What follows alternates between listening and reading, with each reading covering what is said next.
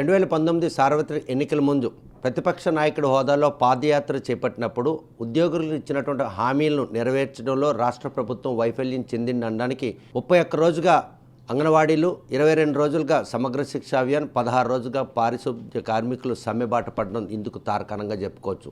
ఒక ఉద్యోగ సంఘాలు ఈరోజు ఇలా రోడ్డుపై పడి సమ్మె చేస్తుంటే రాష్ట్ర ప్రభుత్వానికి కనీసం చేమకుట్టినట్టు లేకపోవడం సరిగదా, వారితో చర్చలు జరిపించుకోవడం వారు ముందుకు రావట్లేదు. ఈ విషయంపై మనతో మాట్లాడడానికి సిపిఐ రాష్ట్ర కార్యదర్శి రామకృష్ణ మనతో ఉన్నారు. చూస్తే కనుక ఏ విధంగా తీసుకోవచ్చు? ఒక సమ్మె నోటీస్ ఇచ్చారు అంటేనే రాష్ట్ర ప్రభుత్వంలో ఒక కదలిక ఉంటుంది. రోజుల తరబడి, నెలల తరబడి సమ్మెబాటు పడుతున్న ఈ ప్రభుత్వ వైఖరి ఉద్యోగుల పట్ల ఏ విధంగా? అంటే ఉద్యోగస్తులు అంటే కూడా 2 రకాలు ఉంటారు, అంటే 3 రకాలు ఉంటారు. ఒకటేమో ఆఫీసర్స్, వాళ్ళది వేరే అనుకోండి. ఇక ఉద్యోగస్తుల్లో ఒక రకంగా ఉన్నంతలో సమాజంలో వారు ఉన్నతంగా ఉండడానికి ఉపయోగపడే జీతాలు, మధ్యతరగతి వర్గాలు వారొకటి. తర్వాత అతి తక్కువ వేతనాలకు పనిచేసే వాళ్ళు వారొకటి. కానీ ఇవాళ రోడ్డు మీద ఉన్న వాళ్ళందరూ మీరు చూస్తే వారందరూ కూడా అతి తక్కువ వేతనాలకు పనిచేస్తున్న వాళ్ళు. మున్సిపల్ వర్కర్స్ కానీ, శానిటేషన్ వర్కర్సు, అదేవిధంగా సర్వశిక్ష అభియాన్ వాళ్ళు, అదేవిధంగా అంగన్వాడీకి సంబంధించిన హెల్పర్సు, వారు టీచర్స్, వీరందరూ వాళ్ళకి చాలా తక్కువ వేతనం. కొంతమందికి అయితే 7,000 రూపాయలు ఎంతో ఉంది. కాబట్టి ఏమంటే అతి తక్కువ వేతనాలకు వాళ్ళు పొందుతున్న వాళ్ళు ప్రభుత్వాన్ని అడిగిన సమయంలో వారు కొంతమేరకు పరిష్కారం చేయడానికి అవకాశం ఉంది, చేయలేదు, సమ్మెలేకపోయారు. సమ్మెలేకపోయిన తర్వాత 26 రోజులు ప్రభుత్వం ఏం మాట్లాడకుండా 26 రోజులు అయిన తర్వాత ఇది ఎసెన్షియల్ సర్వీసెస్ అని చెప్పి ఎస్మా కింద తీసుకొచ్చారు. అది పెద్ద తప్పది.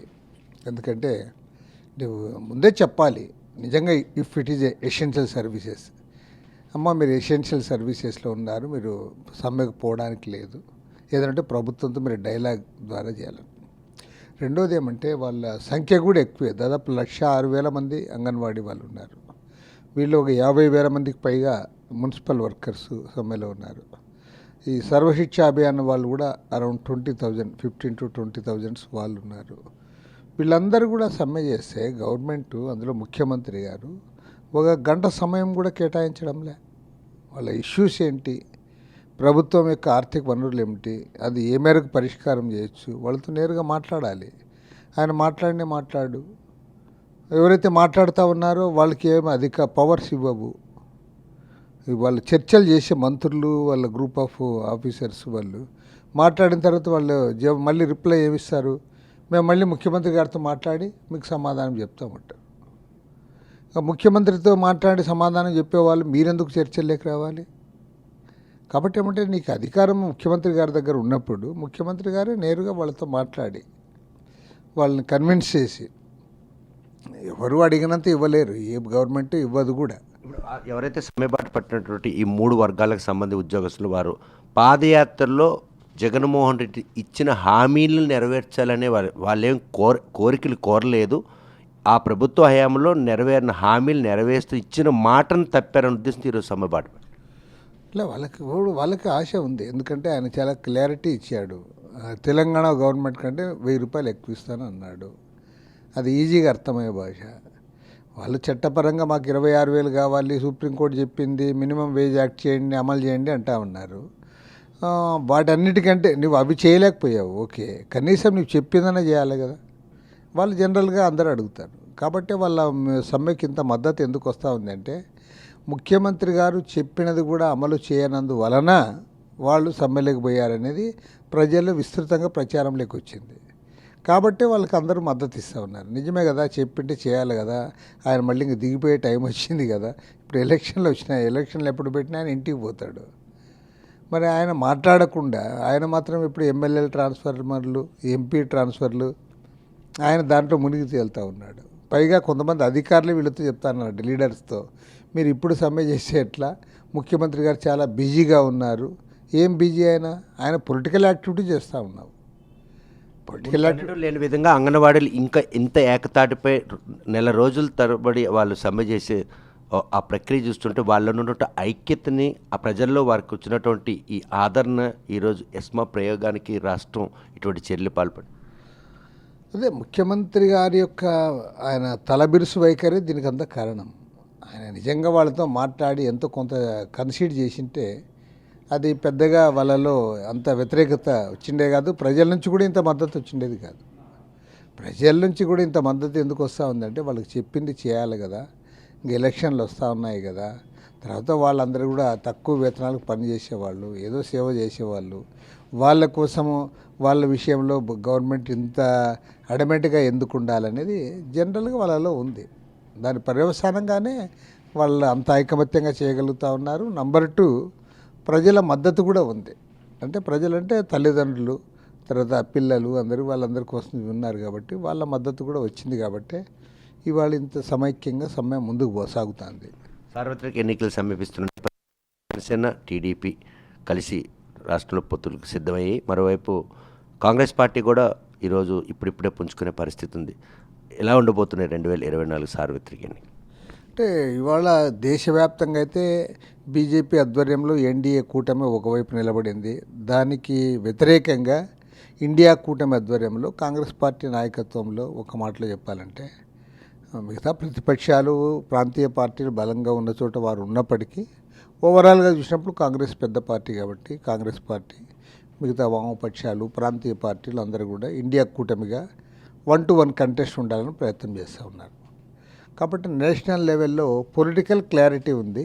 సీట్ల సర్దుబాటుకు సంబంధించి అన్ని చోట్ల అన్ని రాష్ట్రాల్లో ఆల్రెడీ చర్చలు జరుగుతూ ఉన్నాయి. మన రాష్ట్రానికి వచ్చేలోగా ఆంధ్రప్రదేశ్ రాష్ట్రంలో ఈ పెద్ద కన్ఫ్యూజన్ ఉంది. ఇక్కడ ఎన్డీఏ కూటమి ఎవరు, ఇండియా కూటమి ఎవరు అనేది ఇంతవరకు తేలలే. ఎందుకంటే రాష్ట్రంలో ఉన్న ప్రాంతీయ పార్టీలు ఏవైతే ఉన్నాయో ప్రధానంగా వైఎస్ఆర్ కాంగ్రెస్ పార్టీ వాళ్ళు ఒంటరిగా పోటీ చేస్తూ ఉన్నారు. ఢిల్లీ జాతీయ స్థాయిలో వాళ్ళు బీజేపీ గవర్నమెంట్కి మద్దతు ఇస్తూ ఉన్నారు. గత 10 ఏళ్ళుగా వాళ్ళు అదే కార్యక్రమంలో ఉన్నారు కాబట్టి వాళ్ళకి క్లారిటీ ఉంది. వేరే తెలుగుదేశం జనసేన పార్టీ ఎన్డీఏ కూటమిలో నేను భాగస్వామి, బీజేపీ నా మిత్రపక్షం అంటుంది. కానీ రాష్ట్రానికి వచ్చేలోగా బీజేపీతో కలవకుండా వచ్చి టీడీపీతో కలిసింది. జాయింట్ మేనిఫెస్టో కూడా ఇస్తా అన్నారు. నేషనల్లోనేమో ఎన్డీఏ కూటమి చెప్తా అన్నాడు. బట్ ఇక్కడికి వచ్చేలోగా నేను టీడీపీతో కలిసి ఎన్నికల్లో పోటీ చేస్తాము, మా జాయింట్ మేనిఫెస్టో ఇది అని చెప్తా ఉన్నాడు. తెలుగుదేశం ఏది చెప్పడంలే. నువ్వు ఎన్డీఏ కూటమిలో ఉంటావా, ఇండియా కూటమిలో ఉంటావా, లేదా రెండింటికి దూరంగా ఉంటావా, ఏమి చెప్పడం. నాకు రాష్ట్రంలో అధికారం ఇవ్వండి అంటున్నాం. రాష్ట్రంలో అధికారం ఓకే. ఇప్పుడు పార్లమెంట్ ఎలక్షన్లు కూడా కలిసి వస్తున్నాయి కదా. మరి పార్లమెంట్ ఎలక్షన్లు నువ్వు పార్లమెంట్లో ఏం చేయదలుచుకున్నావు? మోడీకి మద్దతు ఇవ్వాలనుకున్నావా, మోడీని వ్యతిరేకించదలుచుకున్నావా, దాన్ని చెప్పాలి.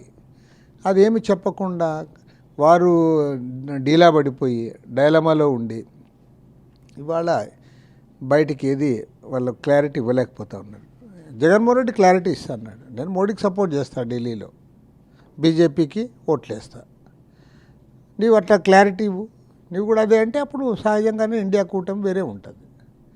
అటు ఎటు కాకుండా ఉన్నాడు కాబట్టి ఇంకా క్లారిటీ రాలేదు. ఈ వీలైనంత తొందరగా ఈ క్లారిటీ వస్తుందని చెప్పి కూడా నేను భావిస్తూ ఉన్నాను. రాష్ట్ర విభజన పాపానికి ఈరోజు ఆంధ్రప్రదేశ్లో కాంగ్రెస్ కనుమరుగైపోయింది. పక్కనున్న తెలంగాణ రాష్ట్రం ఇచ్చిన కాంగ్రెస్ పార్టీని దశాబ్ద కాలంగా ప్రజలు కనీసం హక్కును చేర్చుకుని దశాబ్దాల తర్వాత ఈరోజు కాంగ్రెస్ పార్టీ అక్కడ అధికారంలో రావడం, మళ్ళీ ఆ మూలాలకు సంబంధించినట్టు వైఎస్ రాజశేఖర్ రెడ్డి కూతురు శర్మిల ఈరోజు ప్రత్యక్షంగా కాంగ్రెస్ పార్టీ ఆంధ్రప్రదేశ్ పగ్గాలు చేపడుతుంది. రాష్ట్రంలో కాంగ్రెస్ పార్టీకి మళ్ళీ ఒక మంచి రోజు వచ్చినటువంటి పరిణామాలు ఉన్నాయి. ఎందుకంటే ప్రత్యేక హోదా కావచ్చు కదా, విభజన హామీలు కావచ్చు, ఇవన్నిటికీ కాంగ్రెస్ పార్టీ ఇచ్చినటువంటి మాట నిలబెట్టుకునే ఒక స్లోగన్. అంటే గతం కంటే ఇప్పుడు దాని పరిస్థితి మెరుగుపడుతుందని నేను అనుకుంటా ఉన్నా. ఎందుకంటే ఇంతకుముందు అది పూర్తి ఇదైపోయింది. యాక్చువల్గా కాంగ్రెస్కి గతంలో ఎవరైతే ఓట్ బ్యాంక్గా ఉన్నారో ఆ వర్గాలన్నీ కూడా వైఎస్ఆర్ కాంగ్రెస్ పార్టీ వెంటబోవడము, వారు మొన్న అధికారంలోకి రావడము, 2014లో కూడా కొద్దితో అధికారం కోల్పోయారు, 2019లో వారు అధికారానికే వచ్చారు. మరి ఇప్పుడు ఆ ఓట్ బ్యాంకుని వైఎస్ఆర్ కాంగ్రెస్ పార్టీ నిలబెట్టుకుంటుందా లేదా వాళ్ళని వీళ్ళు ఏమైనా చీల్చుకోగలుగుతారా అనేది ఇప్పుడు చూడాలి. తర్వాత జగన్మోహన్ రెడ్డి గారి సొంత చెల్లెలు కాబట్టి, రాజశేఖర రెడ్డి గారి కూతురు కాబట్టి ఆమె కూడా నోన్ పర్సనే.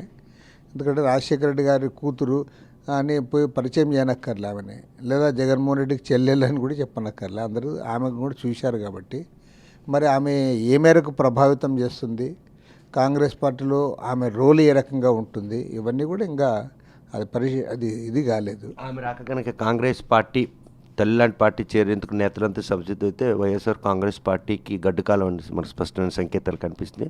టీడీపీ జనసేన పొత్తులతో ఆంధ్రప్రదేశ్లో అధికారానికి రావాలన్నట్టు వారి తాలూకా ఏదైతే ఆకాంక్ష దానికి ఊతంగా నిలిచేపారు. అంటే ఇందులో రెండు ఉన్నాయి. ఒకటి వైఎస్ఆర్ కాంగ్రెస్ పార్టీ ఉన్న ఓట్ బ్యాంకు కాంగ్రెస్ ఓట్ బ్యాంకే కాబట్టి కాంగ్రెస్ అంటూ బలపడినప్పుడు ఫస్ట్ హ్యాండిక్యాప్ అనేది వైఎస్ఆర్ కాంగ్రెస్ పార్టీకి నష్టం ఉంటుంది, దాంట్లో అనుమానం లేదు. మరి వైఎస్ఆర్ కాంగ్రెస్ పార్టీ ఒక బలమైన పార్టీగా అధికార పార్టీగా ఇవాళ రాష్ట్రంలో ఉంది. దాని బలాన్ని కూడా తక్కువ అంచనా విషయం లేదు. మరి వైఎస్ఆర్ కాంగ్రెస్ పార్టీని ఎదుర్కొనే పార్టీగా కూడా కాంగ్రెస్ పార్టీ ముందుకొస్తే లేదా వీళ్ళు కూడా కొంతమంది మిత్రపక్షాలను కూడగట్టుకొని ఇది చేసినప్పుడు యాంటీ ఇన్కంబెన్సీ ఏదైతే ఓటు ఉంటుందో ప్రభుత్వ వ్యతిరేక ఓటుకు కూడా అది కొంత పొందే అవకాశం ఉంటుంది. కాబట్టి ఏమంటే ఇప్పుడు ఒక క్లారిటీ వచ్చిన తర్వాత ఏ సెక్షన్స్ ఎవరి వైపు పోగవుతూ ఉన్నారు, ఎవరిని బలపరుస్తున్నారు అనేది తేలుతుంది. యాజ్ ఇట్ ఈజ్ అయితే ఇప్పుడు రాష్ట్రంలో రాజకీయ పరిస్థితి కొంత గందరగోళంగా ఉన్నమాట వాస్తవం. ఎవరితో కలుస్తారు, అసలు తెలుగుదేశం పార్టీ బీజేపీతో కలుస్తుందా లేదా అనే దానికి ఒక క్లారిటీ వస్తే అనేక ఇతర అంశాలకు క్లారిటీ వస్తుంది. తెలుగుదేశం పార్టీ బీజేపీతో కలిసిందనుకో ఆటోమేటిక్గా దానికి ఇది ఉండదు. ఏంది మైనారిటీస్ కానీ ఇతర బీజేపీ వ్యతిరేక సెక్షన్స్ ఎవరు దానికి ఓటు వేయరు. ఇంకా వాళ్ళు పోయినసారి జగన్మోహన్ రెడ్డికి ఓటేశారు. వాళ్ళకి ఇప్పుడు ఇంకో ఆప్షన్ కూడా దొరుకుతుంది. కాంగ్రెస్ లెఫ్ట్ పార్టీసు ఇతరులు అందరూ కలిసి వీళ్ళు ఒక కూటమి కడితే ఆటోమేటిక్గా ఈ సెక్షన్స్కి ఓటు వేయడానికి బీజేపీ ప్రైమ్ మినిస్టర్ ఉండాలి, మోడీ ప్రైమ్ మినిస్టర్ కావాలి అనే వాళ్ళు ఒకవైపు, మోడీని ఓడించాలనే సెక్షన్స్కి ఒక వేఅవుట్ దొరుకుతుంది. అట్లా కాకుండా తెలుగుదేశం పార్టీనే ఒక న్యూట్రల్ స్టాండ్ తీసుకొని నేను బీజేపీతో కలవనని ఒక స్టాండ్ తీసుకుంటే సహజంగా యాంటీ ఇన్కంబెన్స్ ఓటు వాళ్ళకి పడేకి ఉంటుంది. యాంటీ మోడీ ఓటు కూడా కొంత పడడానికి అవకాశం ఉంటుంది. కాబట్టి ఏమంటే టు బి సీన్, ఇంకా ఒక క్లారిటీ నేను అనుకుంటా ఇంకా 10-15 రోజుల్లోగా వస్తుందని అనుకుంటా ఉన్నా. టైం అయితే ఎక్కువగా లేదు, అంతా కలిస్తే ఒక 90 రోజులు వ్యవధి ఉంది. ఈసీ కూడాను ఆల్రెడీగా పొలిటికల్ పార్టీస్తో సమావేశం అవడం జరిగింది. ఇదంతా క్లారిటీ వచ్చింది. ఏ క్షణాన్ని కూడా నోటిఫికేషన్ వచ్చే పరిస్థితి కనబడుతుంది. ఈ నేపథ్యంలో టీడీపీ జనసేన మధ్యన ఒక ఏకాభిప్రాయం రావడం, కేంద్రంతో జనసేన ఉండడం, ఈ అనిశ్చిత అంతా మునిపెన్నడూ రాష్ట్రంలో ఉండే పరిస్థితి లేదు. అదే ఇది కొద్ది రోజులే ఉంటుంది. ఇంకో 10-15 రోజుల్లోగా క్లియర్గా చెప్పుకోవాల్సి వస్తుంది. ఎందుకంటే పరిస్థితులు వాళ్ళకు కూడా ఒక ఇది వస్తుంది. సహజంగా ఇది 3 నెలల కాలం అనేది అదేం తక్కువ కాలం అని నేనైతే అనుకోవడంలే. ఎందుకంటే గతంలో ఆ పరిస్థితి ఉండేది. 1 సంవత్సర కాలంగా ఇదంతా ప్రయత్నం జరిగితే కానీ కాలేదు. కానీ ఇటీవల మనం చూసాం, కర్ణాటక రాష్ట్ర అసెంబ్లీ ఎన్నికలు జరగకముందు తెలంగాణలో ఉన్న పరిస్థితి ఏమంటే, తెలంగాణలో ఆ రోజు బీజేపీ వర్సెస్ బీఆర్ఎస్ ఉంది. కాంగ్రెస్ థర్డ్ అయిపోయింది. అసలు కాంగ్రెస్ క్యాండిడేట్స్కి బై ఎలక్షన్స్లో డిపాజిట్లు కూడా రాలే. హుజూర్ నగర్లో రాలే, హుజూరాబాద్లో, అదేవిధంగా ఇక్కడ కూడా రాలే, ఇక్కడ మన మునుగోడులో కూడా రాలే. అలాంటి పరిస్థితి ఉండింది. కాబట్టి ఏమంటే పరిస్థితులు మారిపోయినాయి. పరిస్థితులు ఎప్పుడైతే కర్ణాటక ఎన్నికల ప్రభావం వచ్చిన తర్వాత బీజేపీ అనేది తగ్గిపోయింది.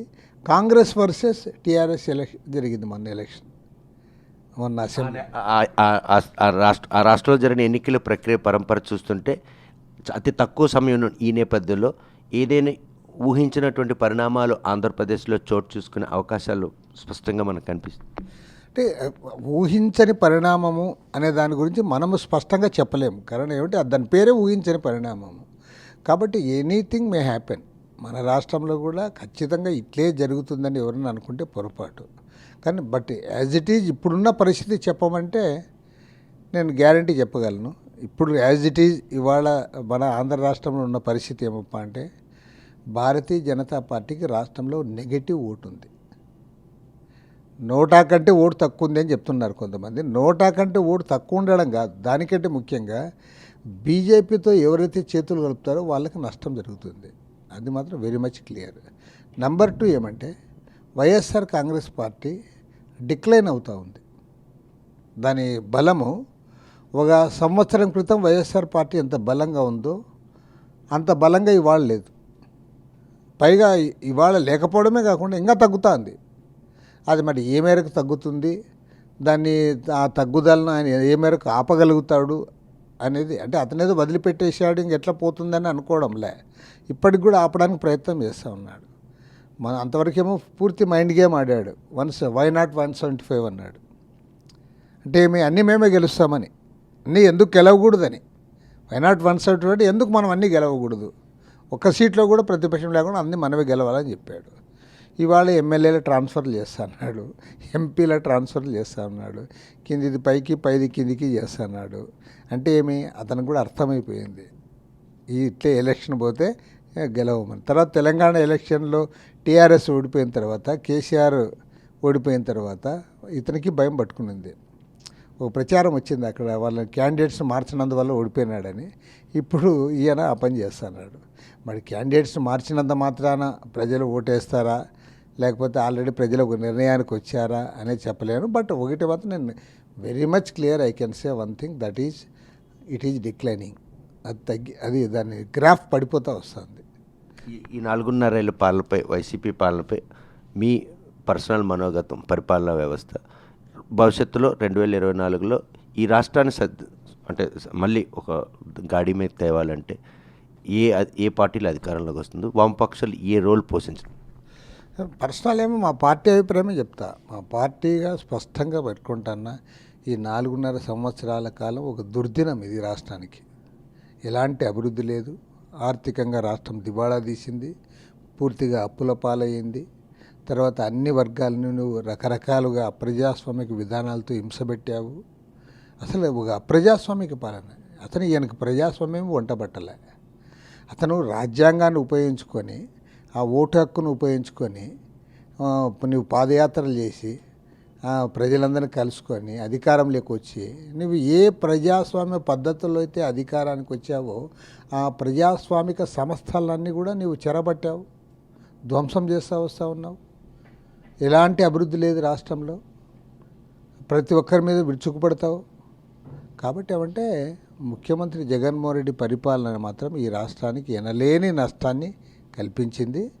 ఈ నష్టం నుంచి కోలుకోవాలని చెప్పి కూడా కోరుకుంటా ఉన్నారు. రాష్ట్రం మళ్ళీ పట్టాలపైన ముందుకు పోవాలంటే ఖచ్చితంగా ఈ ఎన్నికల్లో వైఎస్ఆర్ కాంగ్రెస్ పార్టీని ఓడించాలి, 100% ఓడించాలి.